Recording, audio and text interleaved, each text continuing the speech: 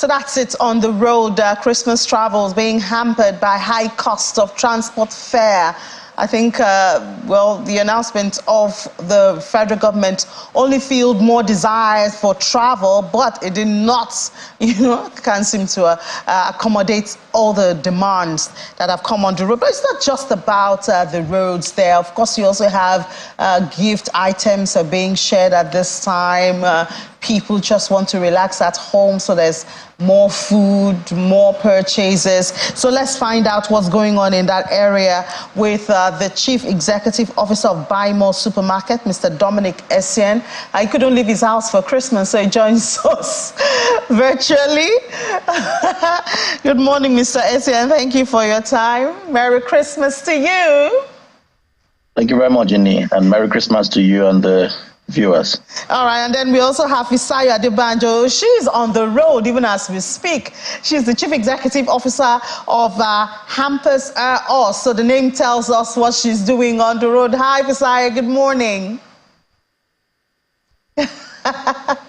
I think you're muted. Could you unmute? I think you're muted, Fisayo. We had to grab Fisayo. She's on her way to do some deliveries. I mean, one would have thought that before Christmas Day, the deliveries would already have been done, but we see she's still in the business of doing deliveries. Fisayo, I hope you are muted now. Tell us when you, right before we talk to you, Fisayo, last year, this time, I went out to see how the hampers and purchases at the supermarkets were being done. So let's see that report, and then we'll get the first-hand experience from both of them to see if things are better in 2023 compared to 2022 or not.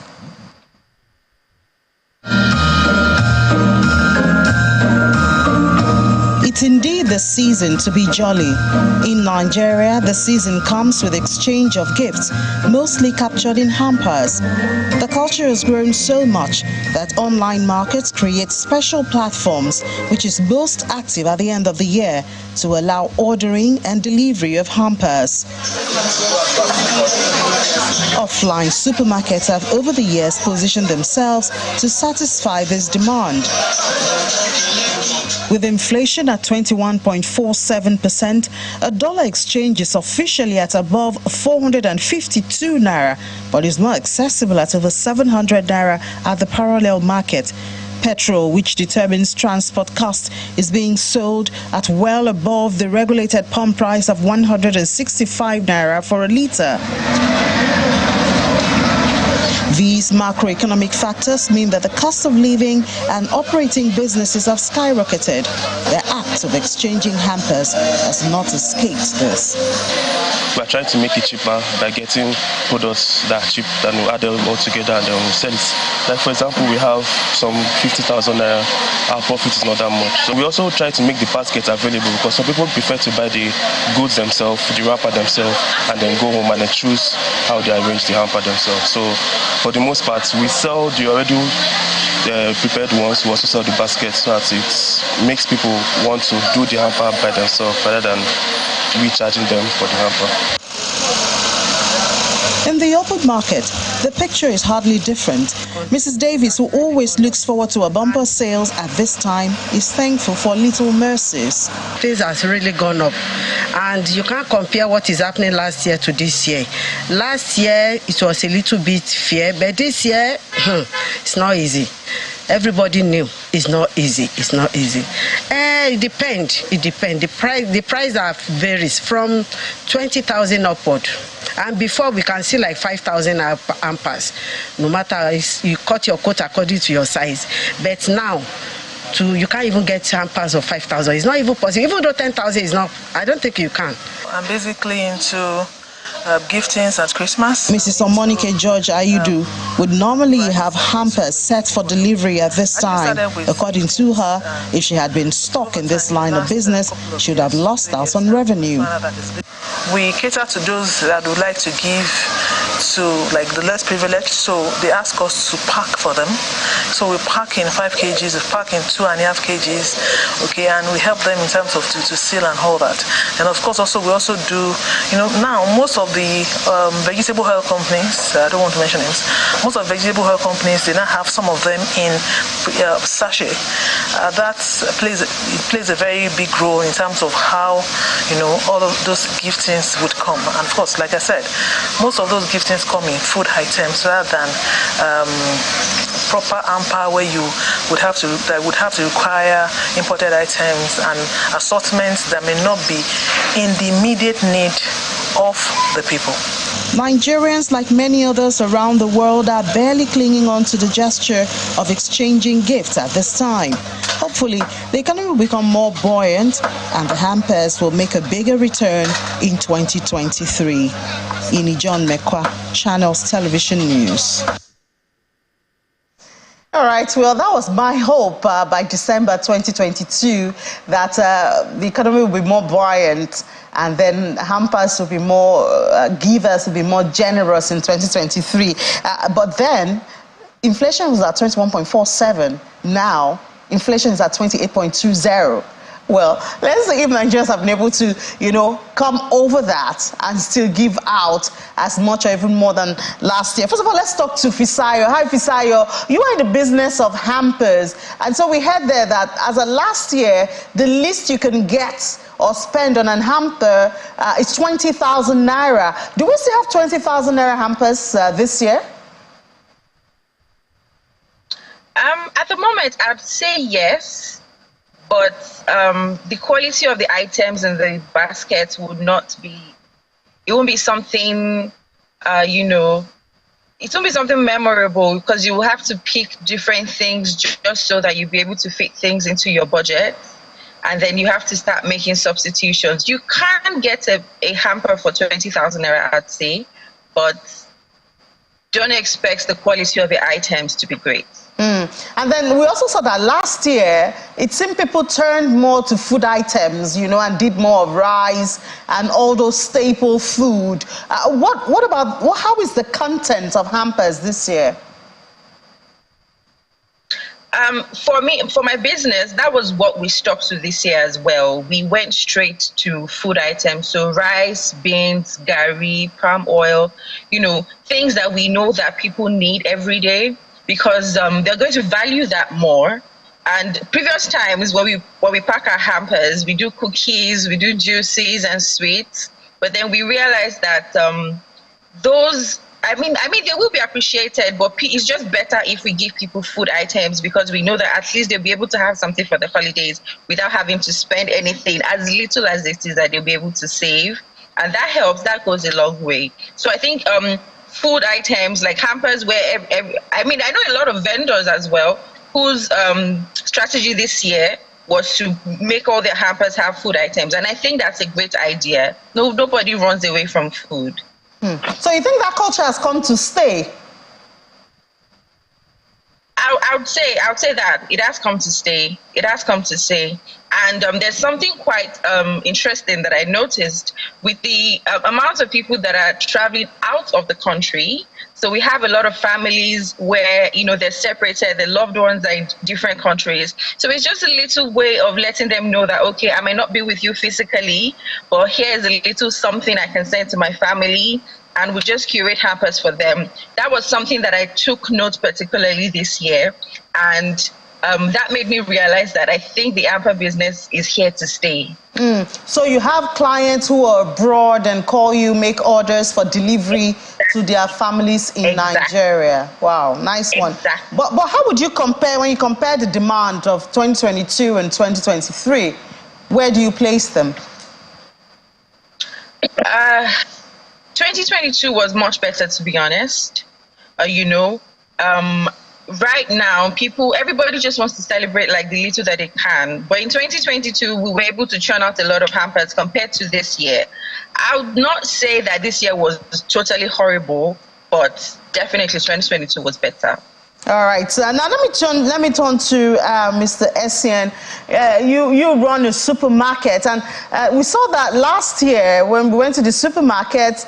You had the strategy of selling the baskets. So people buy baskets more, then they fill it in by themselves. It seems it came out cheaper, and then generally demand and sales, the traffic at your supermarket compared to last year, how is it looking?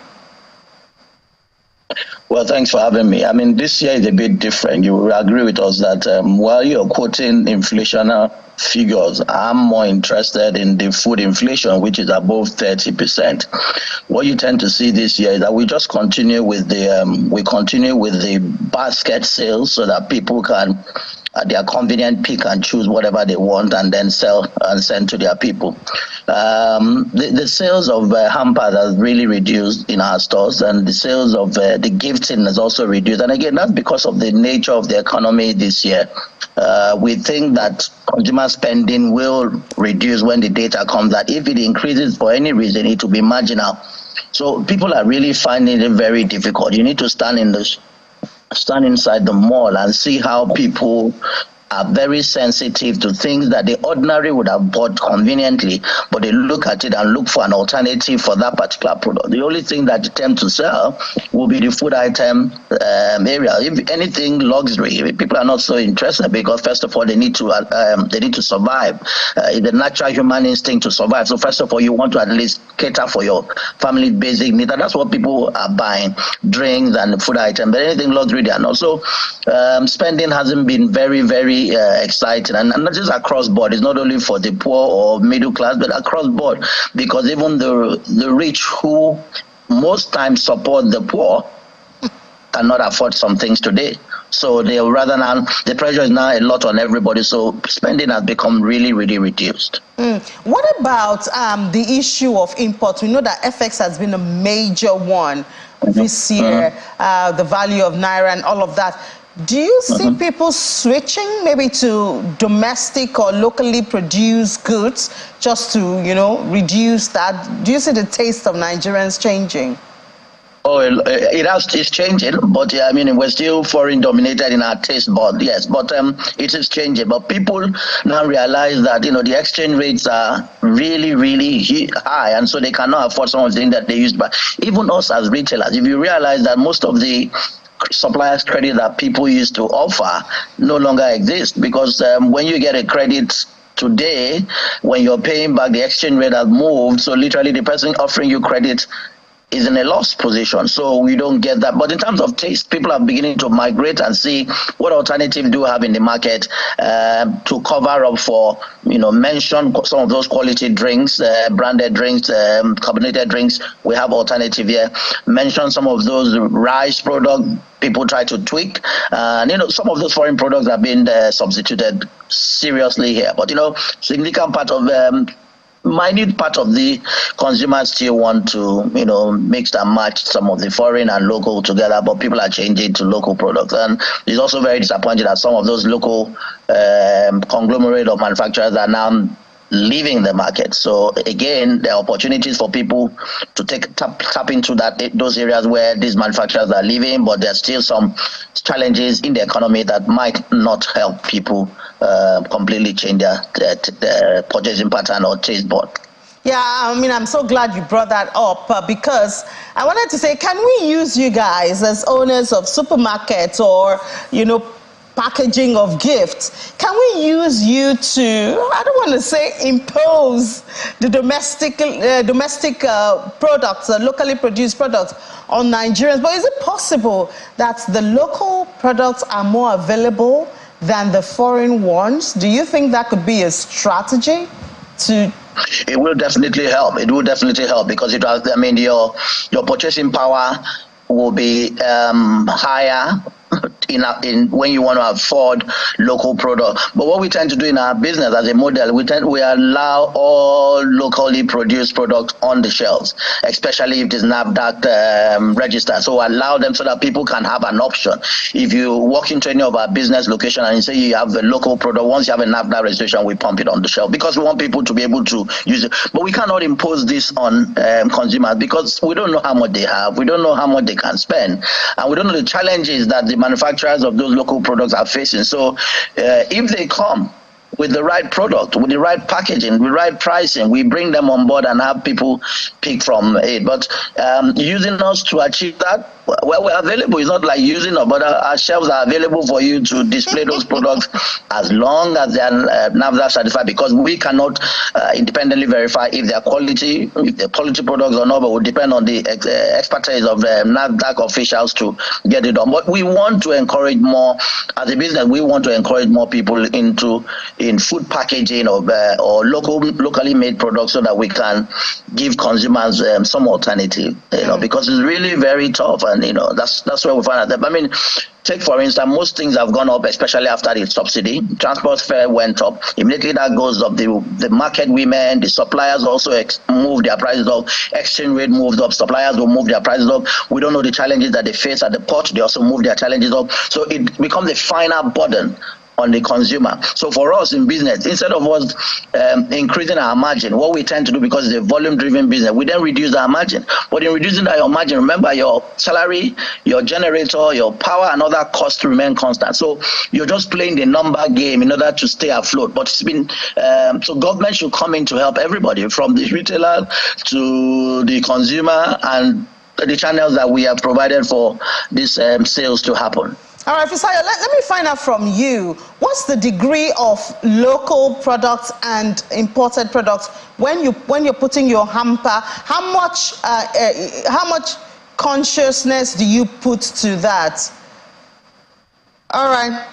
Oh, looks like we've lost Fisayo there. I mean, it would have been really nice, to try and find. I'm sure she's going to do a delivery. A client is calling, but it would really be nice to know the consciousness, when hampers are being put together, to find out, do I consciously put the Nigerian-made products, or do I just put whatever I think that consumers would like? Well, so since we have just Mr. Isen, so you did call for help. Obviously, everybody wants the federal government to help them.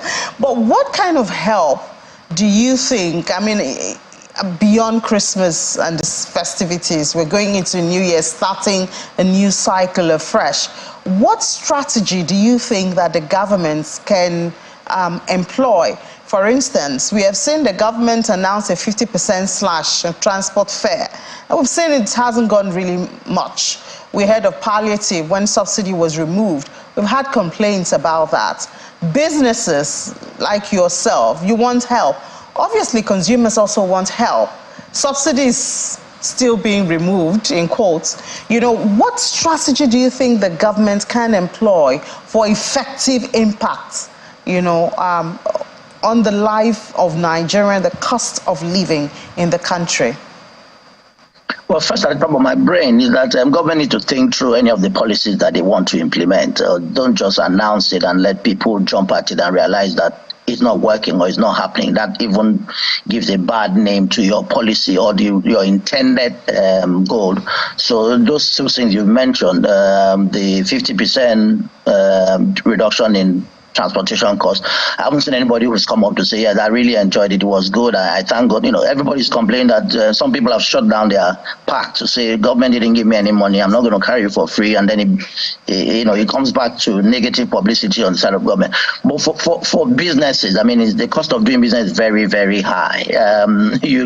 Most businesses now borrow at a rate of 27%. If you borrow at 27%, what's your margin? How are you going to recoup that? So government needs to look for a strategic way of enabling retailers or businesses to genuinely get credit at a lower rate. If it's single digit, but make it possible. I know Bank of Industry was campaigning at some point about single digit.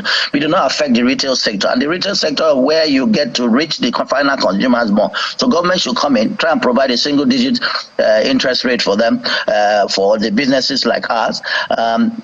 We still spend very much on diesel. Power should be, and some power considerations should be done in the area of ensuring that we have steady power supply, and that reduces our cost of buying diesel and all of that. Once those kind of initiatives are brought in, we'll be able to survive. Those manufacturing locally should be encouraged. I don't know how they're going to think through, but the Manufacturers Association of Nigeria and some of their bodies were able to advise government on how to properly support locally made product in Nigeria. I'm not saying that there should be import substitution, not completely, but some tactical way of encouraging those who have started to make products which Nigerians can buy to substitute what they are currently importing. That way, we will not put a lot of pressure on dollar. And once you put pressure on dollar, for us, we just always pass the buck to final consumers. So we need to find a way to reduce that pressure on FX and an interest rate for businesses like ours. All right, thank you so much, Mr. Dominic Essien, the Chief Executive Officer of Buy More Supermarkets. And Merry Christmas once again. Thank you for sharing parts of that with us. Thank you very much. Let's take a break. When we come back, that issue that Mr. Essien mentioned, which is exits of companies. We'll look at the pharmaceutical industry in Nigeria, the impact so far. I've heard of some very sad stories. And then what to expect next year. Perhaps this is an opportunity. Who knows? We'll talk about that after the break. Just stay with us here on Business Morning.